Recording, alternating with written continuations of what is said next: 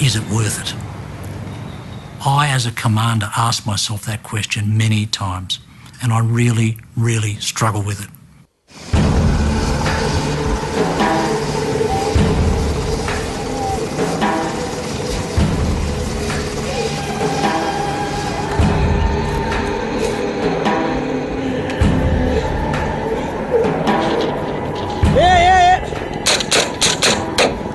We've got one pinned in this fucking room. Go in outside. Australian troops putting their lives on the line in Afghanistan. Yeah, someone go down low, go in. Just as they do each and every day. Fighting a bloody and expensive war our government rarely wants us to witness. Back! Move! Go! No, that wasn't it. That was. The number of coalition soldiers killed here will soon exceed the near 3,000 civilians who died in the September 11 attacks. 32 of them have been Australians. 5 objectives have been repeatedly stated as the reasons for Australia's war in Afghanistan.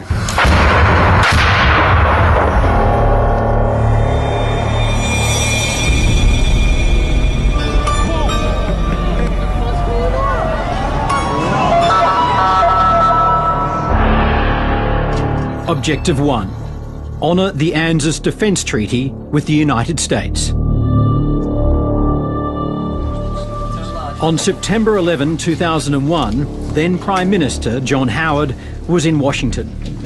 His response to the terrorist attacks was as immediate as it was visceral. We will stand by them, we will help them, we will support actions they take to properly retaliate in relation to these acts of bastardry.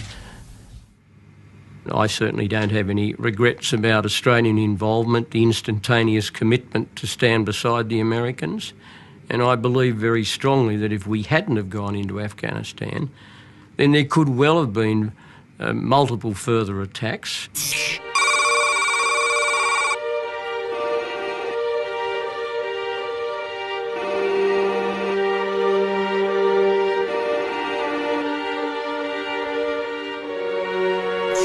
I was making it very plain that we would stand beside the Americans because given what had happened to them, it was a time for 100% allies, not 70 or 80% allies. And I did see that attack, and I still do, as being an attack on our way of life as much as an attack on the American way of life. And I spoke, I'm sure, at that time for the great bulk of the Australian people. For the first time in its 50-year history, Australia invoked the ANZUS Treaty. Good afternoon.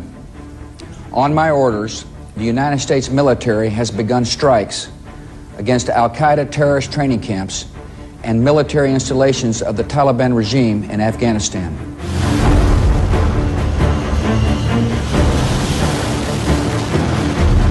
Australia, Germany, and France have pledged forces as the operation unfolds.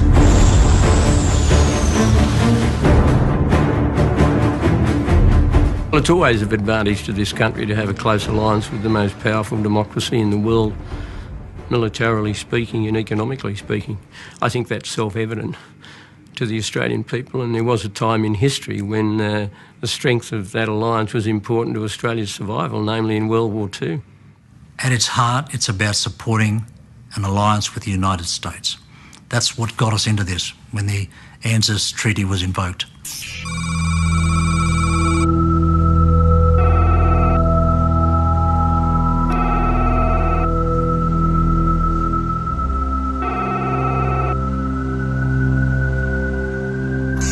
Is it worth it? I, as a commander, ask myself that question many times, and I really, really struggle with it.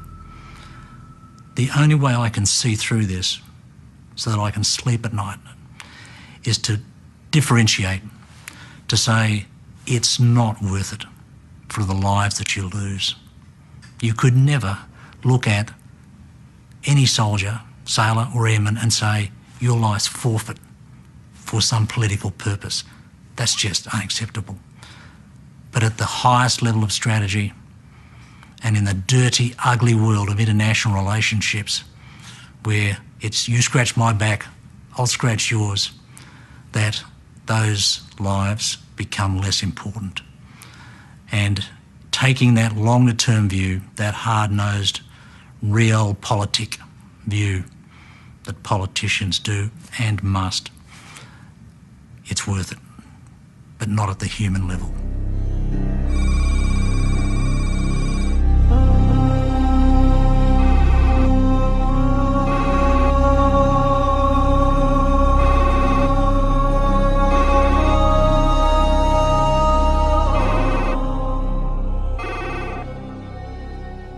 At some point you reach a level where you say, enough's enough, and it's time for us to focus on providing legitimate support to the alliance, but in ways that don't expose young Australians to potentially being the last person to die in a war that we're leaving anyway.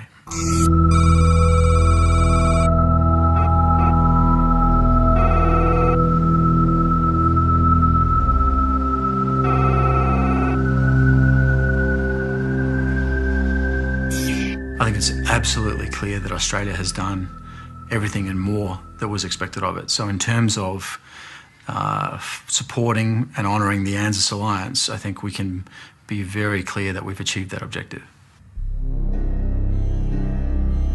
Objective 2. Deny Al-Qaeda a safe haven in Afghanistan.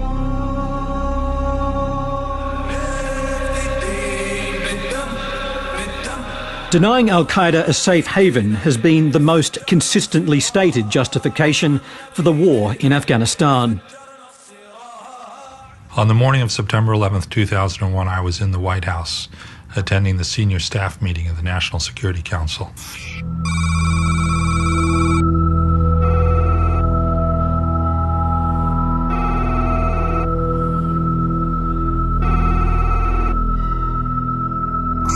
Within minutes, we knew this was Al-Qaeda, and we knew we would have to do something about Afghanistan, but there was literally no war plan for going into Afghanistan.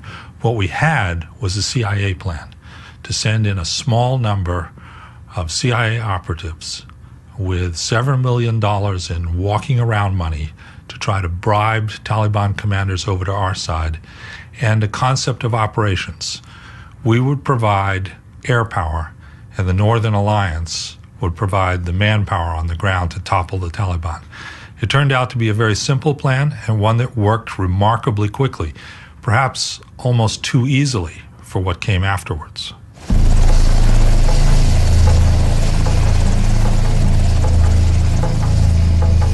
From the outset, Australia was part of the hunt for Al-Qaeda.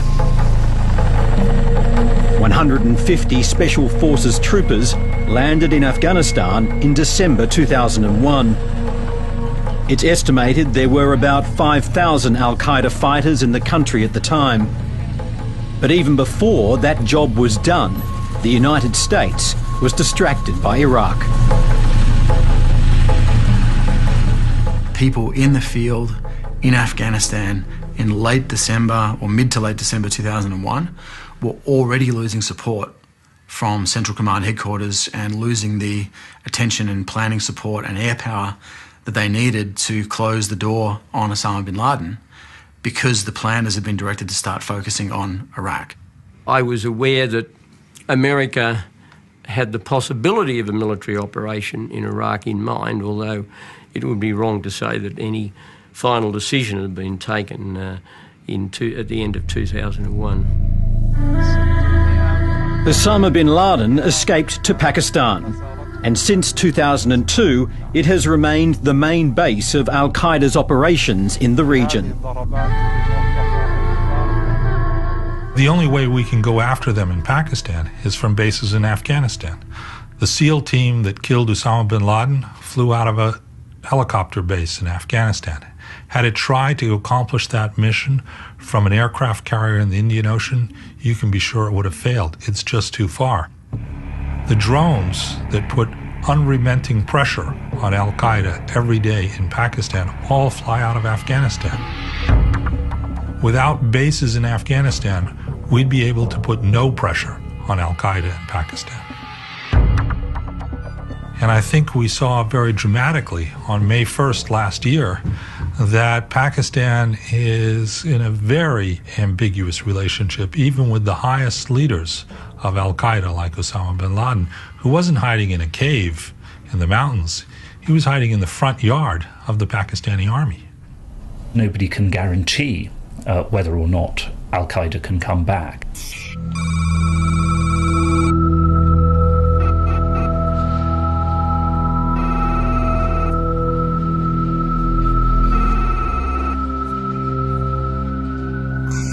What is in all circumstances going to be a very weak Afghan state will not be able to prevent some Al-Qaeda people coming there, basing themselves there, travelling through. But what I think can be prevented, certainly in the context of a peace deal with the Taliban, if that is achieved, is to prevent Al-Qaeda setting up the kind of bases and training camps that it had before 9/11 in Afghanistan. Objective 3. Topple the Taliban regime.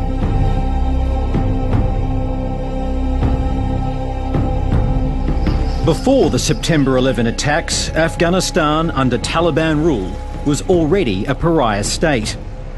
When the Pakistan-backed movement took power in 1996, it imposed a strict regime of Sharia law and killed thousands of civilians.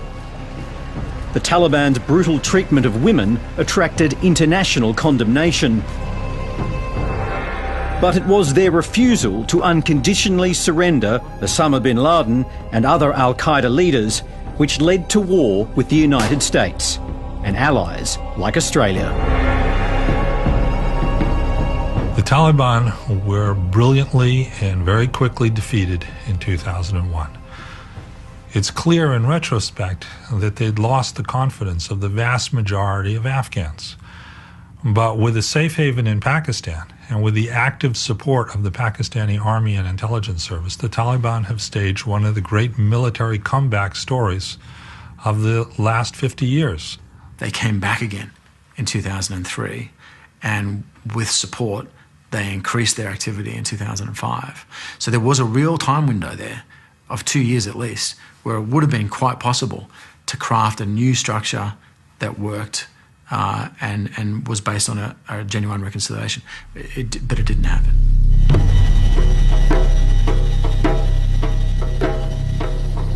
By 2002, so confident was the coalition that the job of defeating the Taliban was done, that Australia withdrew virtually all combat troops from Afghanistan, only to send them back in 2005. I mean, you might argue, well, we should have left them all there, but I can tell you if we'd left them, we had all left all of our forces there, no matter what anybody was saying about Iraq, we'd have been heavily criticised for keeping forces in a country after the immediate objective had been achieved. Bear in mind that the objective was not indefinite occupation.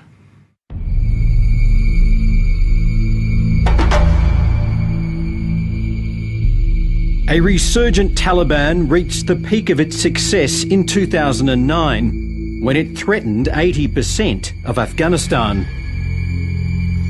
In April of that year, Kevin Rudd announced a 40% increase in Australian troops, bringing the total number on the ground to 1,550, more than 10 times Australia's original commitment in 2001. We can only do, in my view, what we've been asked to do. And from a military commander, when I was there, all I could ask of my soldiers was to do the mission that we've been assigned. Train the Afghan forces in Uruzgan province to the best of our ability. And that's all we can do. We can't solve Afghanistan. Australia can't solve Afghanistan. In America, President Obama bowed to pressure from his Afghanistan generals and agreed to a troop surge of 30,000. These additional American and international troops will allow us to accelerate handing over responsibility to Afghan forces and allow us to begin the transfer of our forces out of Afghanistan. Debate still rages over how effective Obama's Afghanistan surge has been. The Taliban have adopted more of an urban assassination and bombing tactic because they can't operate so freely in the countryside, and as a consequence, there's an improvement in security and stability in the countryside. That said, in the same time frame, the insurgency has gotten worse in the east and has spread to the north and the west. So this is a side effect of not having enough troops to do the job across the country simultaneously. We had to press in one area, and we certainly have reduced Taliban activity there, but they've sort of spread around and moved to other areas as we've done that. At some point, this will fall apart, and if we don't change anything, my assessment is that this will end in a strategic defeat for the United States and the entire coalition. And at some point, that cannot be hidden by positive words.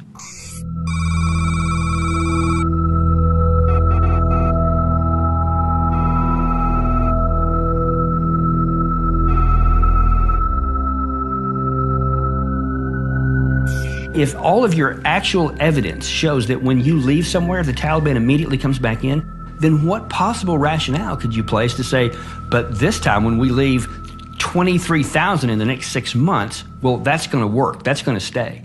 Or and then, the remainder of the 68,000 by the end of 2014, ostensibly, and all the rest of the NATO forces. Upon what do you have to base that that's going to succeed and they're going to stand when they haven't everywhere else? Where are we still there? The problem was that the United States then went on, after 2001, to develop this idea of essentially eliminating the Taliban altogether, excluding the Taliban from Afghanistan. As has become very apparent, that cannot be done. Objective 4. Help the Afghan people through development, education and democracy.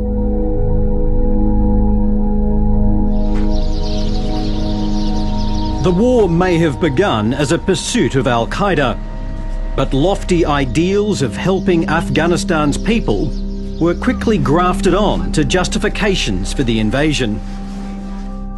We see the work that's being done and the progression being done. I think if we weren't here, the progression of construction would be extremely slow.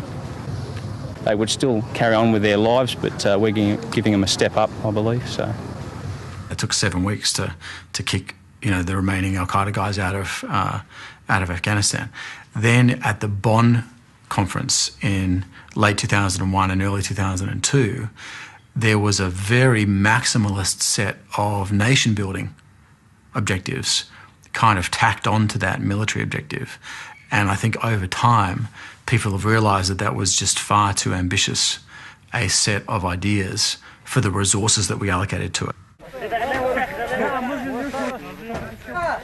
It's been estimated that of the $62 billion in aid pledged by international donors since Bonn in 2001, only 5% reached local Afghans. Incredible sums have gone to Western officials and aid workers in Kabul.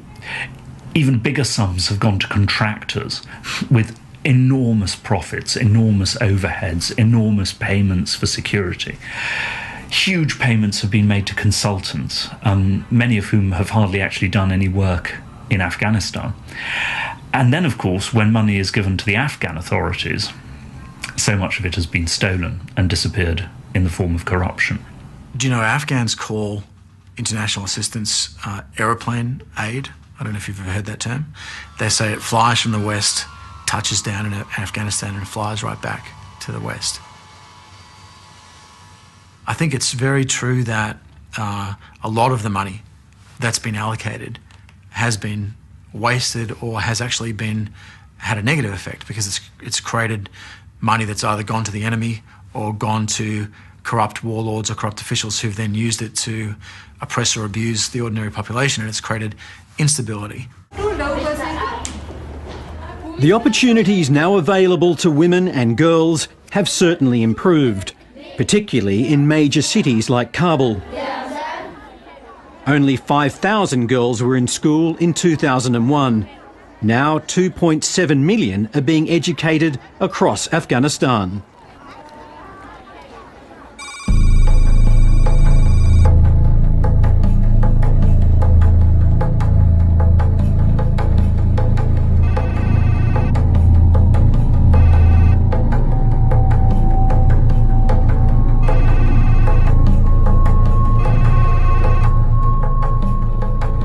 Quantitatively, there are much more schools. There's probably from less than 30, now 205. There's madrasas, but most of the gains are for boys.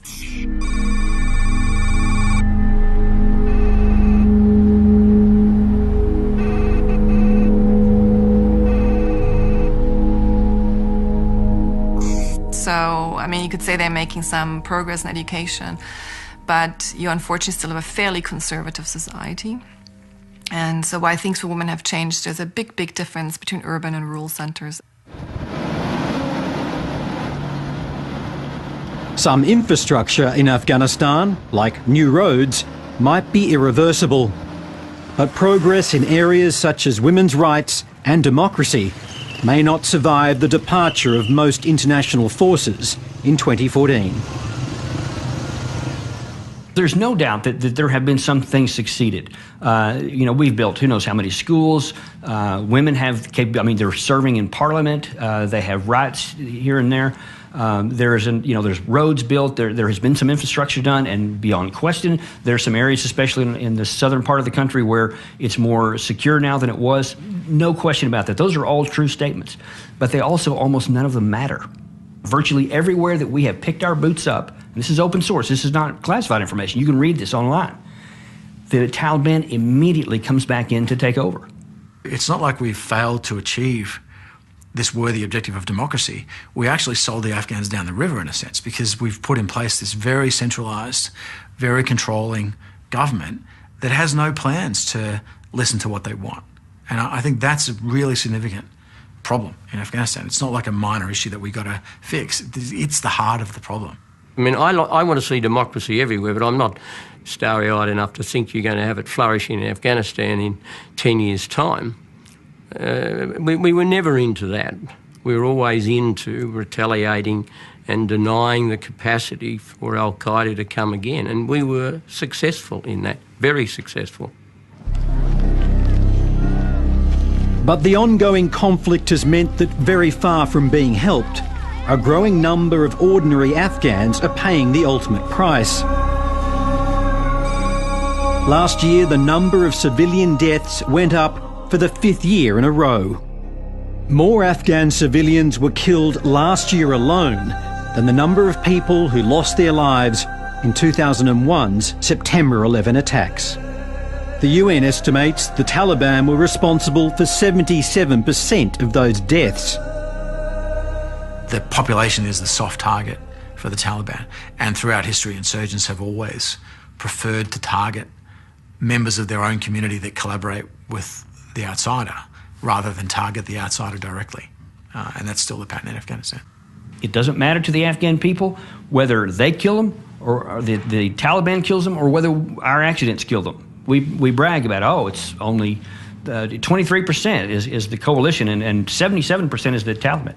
They don't care. And you can read open source material from the local media that they confirm this. It doesn't matter to them who does the killing. It matters to them that we can't stop it.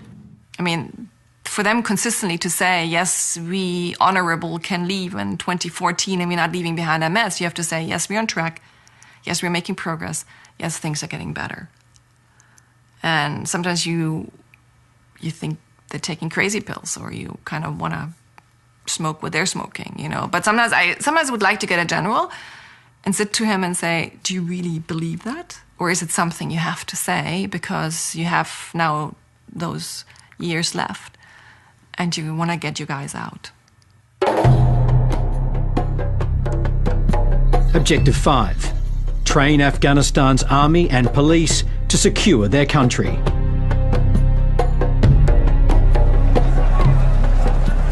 Since President Obama named 2014 as an exit date, the NATO mission has focused on increasing and improving local forces so they can take the lead in securing Afghanistan.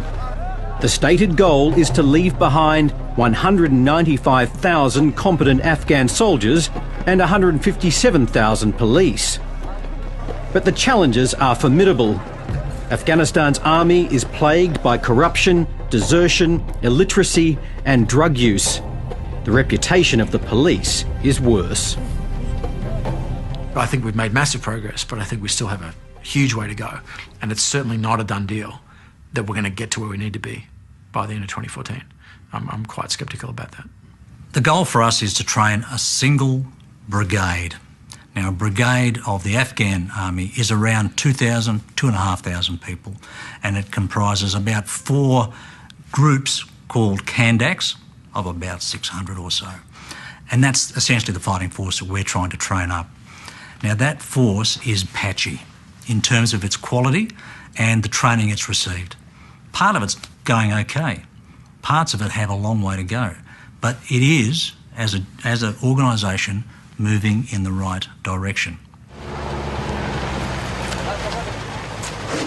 There has been progress, but as late as last October, no Afghan police units and only 1 army battalion were judged by the US Defence Department to be effective without international support. I mean, tell me where the logic is in this. What we have failed to do in 10 full years of war, now into the 11th year, we've already started the return of troops to the tune of 10,000. 23,000 are physically in the process of getting ready to leave. And what we have not been able to do in 10 years, now then we're going to say with a continual bleeding off of troops and the money that goes along with it, the Afghan guys are going to accomplish what they could not do with our presence there without our presence there. Australian Special Forces in Uruzgan have been criticised for working not with government security forces, but the private militia of a local strongman and now police chief, Matiullah Khan. Sometimes the people we deal with are not attractive people. Sometimes they've got to where they are by getting blood on their hands. It would be impossible to find someone in Afghanistan, I would judge, who hasn't got some blood on their hands somewhere if they're in a position of power.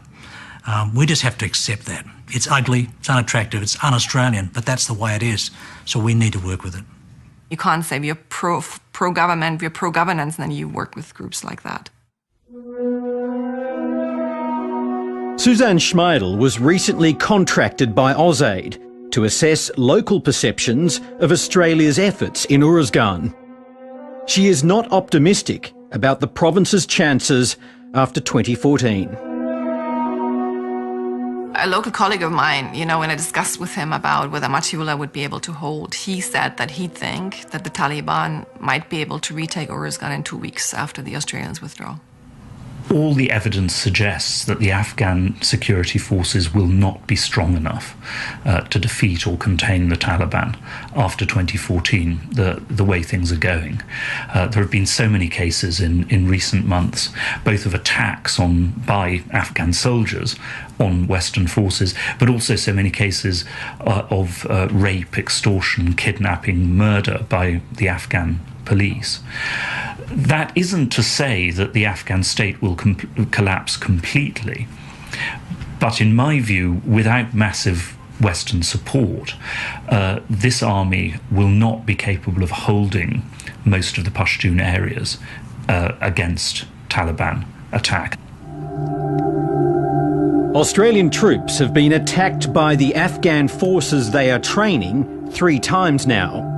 Incidents known in the military as green-on-blue attacks. There have been about 30 such incidents across the coalition since 2007, resulting in 80 deaths.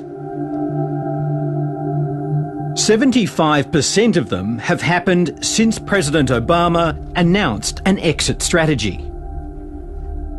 The people have thought, well, the international community's leaving, I've got to show that I'm not a collaborator, and the way that I do that is I turn on the international community now to demonstrate that anti-coalition credential while there's still time. And I think that not only explains green on blue, it also explains some of the behaviour we've seen from very senior Afghan leaders, including President Karzai. Hamid Karzai, who is due to step down as president in 2014, has repeatedly flagged his interest in talks with the Taliban he now calls his brothers. 10 years ago, the Taliban were regarded as an enemy barely worth talking to. Now negotiating with them may be the only plausible path to peace. There can be no political solution to this war unless it's an Afghan political solution. We can't have a peace agreement between Brussels and Kandahar. We need to have a peace agreement between Kabul and Kandahar. The very fact that now the Taliban is thinking about talks is a very encouraging one. But they will only be willing to think about talks as long as they believe that we're not going to just simply walk away 100% from Afghanistan, either in 2012 or in 2014. But the Taliban says there can be no settlement unless international forces leave. If the United States is determined to keep military bases and special forces in Afghanistan for a long period after 2014, then yes, that will make a settlement with the Taliban impossible. The Taliban have stated repeatedly that they cannot possibly agree to that. And so a war soon to become Australia's longest continues with no imminent victory or political solution in sight. We are doing all we can do in the military side, and we're actually doing a pretty good job. But to what end? Where are we heading? And we're not, I don't see the political solution that needs to be in place to now allow us to leave in 2014. So that to my mind is the real problem, and it's much bigger and harder to deal with, actually, than the military stuff. To be frank, it's a bit heartbreaking. It has been a bit heartbreaking for me and some of my colleagues and friends to see how potentially a very, very good opportunity and chance in Afghanistan was squandered. If you're just tossing away life, whether Afghan life or American life or Australian life, if there's not some benefit to the coalition, to the country, to the people of Afghanistan, then you've got to ask, why are we doing this? Why are we still doing this? A question that gets harder to answer for public consumption as the years roll by, but still confronts Defence Minister Stephen Smith, who's just come back from Afghanistan and joins me now. Stephen Smith, it seems to me that it's not just a case of why are we still there, but when the coalition has gone, what will it leave behind that will justify the cost? Well, we're still there because it's in our national interest, it's in our national security interest to stay and finish the job. And the job won't finish at the end of 2014, which is why for the last 12 months or more, Australia has been arguing and saying to its international partners that we need to focus on the post-2014 international community contribution. And that's now seeing a couple of very important issues crystallising for the Chicago NATO Leaders Summit, which the Prime Minister will attend. Firstly, resourcing the Afghan National Security Forces after 2014, and secondly, what international community support will there continue to be to give support not just to the security forces but also to the Afghan institutions. The American drawdown of troops is on the way. We've seen again overnight from Kabul, the presence of the Taliban is still very much there. You heard Colonel Davis say, if with all the might of the coalition forces combined with the Afghan military has not been able to stop the killing, has not been able to rid Afghanistan of the insurgency, why is that suddenly going to be possible with Afghan forces alone after 2014, no matter how much money you pump in from the outside on top of the billions and billions that's already been spent? Well, Colonel Davis's analysis is not one that I share. It's not one shared by his military seniors, nor is it shared by effectively everyone I spoke to in Afghanistan, in Kandahar, in Tarankot and in Kabul last week. But that doesn't surprise me, because for any of the senior military or governments to acknowledge any right in what he says is to acknowledge failure. Well, I'm not saying that we've got rose-coloured glasses on or that we are starry-eyed about this. It's difficult, it's dangerous. Risks continue, very high risk, whether it's safe havens in Pakistan, whether it's issues about corruption or drugs or governance so far as Afghan governance and institutions are concerned. But the overnight events in Kabul really show, in my view, a number of things. Firstly, the entire response was handled by Afghan national security forces themselves. They weren't handled by International Security Assistance Force combatants. They were handled by the Afghans themselves, and handled, on the advice I have, pretty well. Secondly, we've seen, and I've been saying this for more than 12 months, we will continue to see the Taliban and other associated groups resorting to greater reliance upon the roadside bombs, the IEDs, but even more so, greater reliance upon the high-profile, propaganda-motivated attacks, including suicide bombings using children. We've seen more of that. That's because they haven't been able to make up the ground that they've lost in the field, and that's been the case really for the last 18 months. The surge, which was United States and International Security Assistance forces, has been effective. They have not been able to take back any ground at all, and that's why they've been resorting to the high-profile attacks, and that's also why, for the first time, we've seen clear indications that they are contemplating having talks. Now, it's at early stages, but it does underline the point Australia has made for a number of years, that this can't and won't just be a combat or military solution, it also needs to be a political solution. Well, you disagree with Colonel Davis. Do you also disagree with Suzanne Schmeidel, who has been there since 2002, who has significant credibility, who was lead author in a report that was commissioned by AusAid, an Australian government agency? She says, when she hears coalition generals talking about being on track, making progress, things getting better, she thinks they're taking crazy pills. Well, she's been dealing quite correctly with the development issues and the governance issues and the services on the ground. And I have repeatedly made the point that in terms of progress or improvement, we find it first on the security front, particularly with the army. There's no doubt the police are lagging behind. But where we find Afghanistan at its worst, the delivery of services and the provision of basic facilities to their people. And when I met with the Governor and the Deputy Governor of Oruzgan Province, the Police Chief, the Director of the National Directorate of Security, and the Army Commander of the 4th Brigade, to a man, they all said the most important thing now are not security issues, the most important things now are developing and providing the services. And whilst we have made... But this is a ticking time bomb. A deadline has been created. How you work that deadline out, I don't know, but a deadline has been created and the time is ticking down. Well, the deadline is transition to Afghan national security forces to enable them to take lead responsibility for security. But how much confidence do you think the people of Afghanistan out in the countryside and provinces like Uruzgan actually have that their government, which has a very low credibility in Afghanistan, can hold the line against the Taliban? And what do you say again to Susan Schmeidel when people say to her in Uruzgan that the Taliban could be back, we'll just move back in within 2 weeks of Australia leaving? Well, to finish my answer, by the time you get to the middle of 2013, you'll have all of the population of Afghanistan under lead responsibility. And that will be the case with the International Security Assistance Forces essentially playing a background and advisory role, a combat role where necessary or required, until the end of 2014. But at 2014, the international community contribution doesn't stop, and it doesn't stop there. But on the combat front, it does. While Australian soldiers now are being killed by Taliban bombs, President Karzai is referring to the Taliban as his brothers. How do you process that?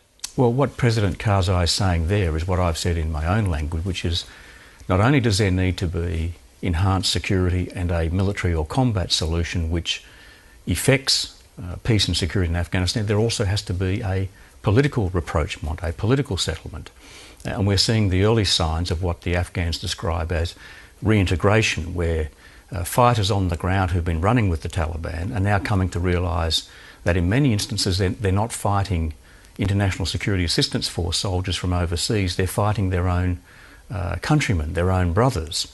And they works both ways in a civil war. And they are laying down their arms. Now, the legitimate point which development assistance officers make is that we are coming off a very low base so far as the provision of services is concerned. It's also the case that the further away you are from the population centres, the more difficult it is to control security and the more difficult it is to provide services on the ground, whether you're a development assistance partner like Australia or whether you are a provincial or a central government. But at the same time, you want a local political solution. You're also saying that the international presence is not going away.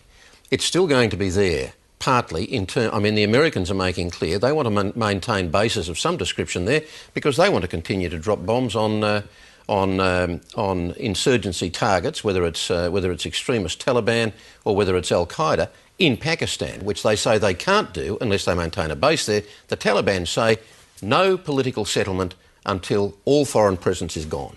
So the longer you stay, in their terms, the longer you put off any real solution. Well, two things. Firstly, any political solution can only be an Afghan-led political solution. It can only be brought about by the Afghan government speaking to other parties, including the Taliban.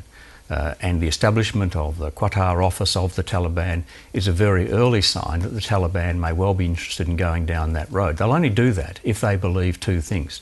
If they believe they can't win militarily and they've made no ground up in the field for effectively 18 months, and if they also believe the international community there is there for the long haul. And that's why it's been so important for Afghanistan to enter into long-term strategic partnerships with NATO. It will effect one with the United States. It's effecting long-term strategic partnerships with India, with Germany, with France. Even in retirement, General Cantwell still clearly lives with the anguish of seeing his soldiers die. And clearly he's still struggling to justify it.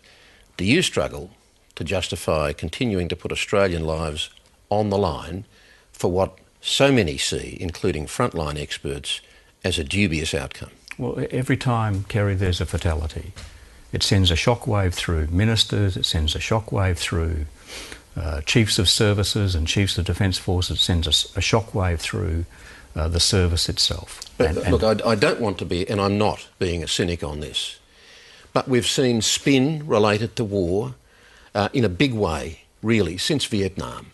You have to say these things. You have to say these things. But do you really struggle for what I've said, according to many experts, is a dubious outcome? That's my emphasis, dubious outcome. I am absolutely of the view that we are there and continue to be there in our national security interests, that we can't allow Afghanistan to again become a breeding ground for international terrorism. As we speak, Umar Patek is being tried in Indonesia. He was the bloke who built the Bali bomb. He was trained in Afghanistan. We can't allow this to occur again because Australian citizens will be at risk. But Pakistan is the new breeding ground. What are you going to do, invade Pakistan eventually? Well, Pakistan is one of the very significant issues and problems that we have. You can do one of two things with Pakistan. You can continue to engage, as we do strongly, as the United States continues to do, despite while dropping bombs from drones, or ignore it.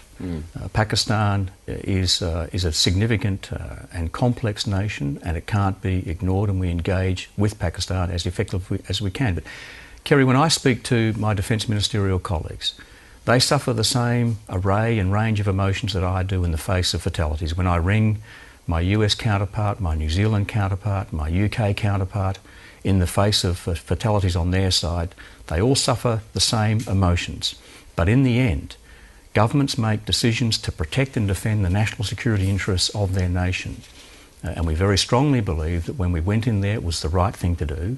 We continue to believe that, not just because we're there with the United States, we are there under a United Nations mandate, as we've been for a decade, with 50 other countries serving the international community's national security interests. And that's why it's the right thing to do, and that's why the 32 families who grieve on a daily basis are not doing that grieving in vain. Stephen Smith, thanks for talking with us. Thanks, Kerry. Thanks very much.